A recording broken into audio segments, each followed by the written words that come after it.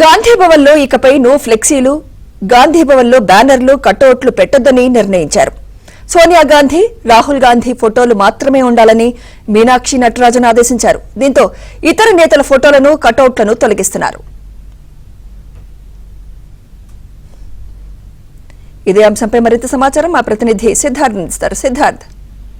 సుమిత్ర, గాంధీ భవన్ లో ఇకపై ఫ్లెక్సీలు ఉండొద్దని పిసిసి ఒక కీలకమైన నిర్ణయం తీసుకుంది. గాంధీ భవన్ ఆవరణలో అనేక మంది నాయకులు తమకు ఇష్టం వచ్చినట్టు ఫ్లెక్సీలు గాని, కటౌట్లు గాని పెడుతున్నారు. వాటికి ఇక పులి స్టాప్ పెట్టాలని కాంగ్రెస్ నాయకులు ఒక నిర్ణయం తీసుకున్నారు. గాంధీ భవన్ ఆవరణలో కేవలం సోనియా గాంధీ, రాహుల్ గాంధీ ఫోటోలు మాత్రమే ఉండాలి, మిగతా వారి ఫోటోలు ఎవరివి ఉండకూడదనే ఒక నిర్ణయం తీసుకున్నారు.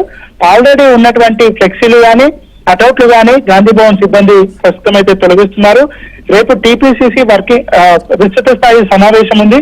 దానికి మీనాక్షి నటరాజన్ వస్తున్నారు. మీనాక్షి నటరాజన్ తెలంగాణ ఇన్ఛార్జ్ గా ఇటీవల నియామకం అయ్యారు. ఆమె నియామకం అయిన తర్వాత తొలిసారిగా రేపు గాంధీ భవన్ కు వస్తున్నారు. గాంధీ భవన్ రూపురేఖలు పూర్తిగా మారిపోయి గాంధీ భవన్ ఒకప్పుడు ఏ విధంగా ఉండేదో కేవలం అగ్రనాయకుల ఫోటోలు తప్ప మిగతా వాళ్ళ ఎవరి ఫోటోలు గాని, ఫ్లెక్సీలు గాని, కటౌట్లు గాని ఉండకపోయేది.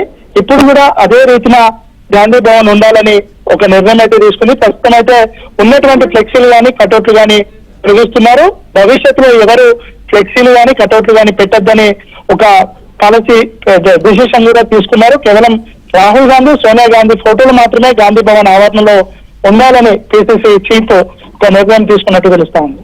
Right, thank you Siddharth.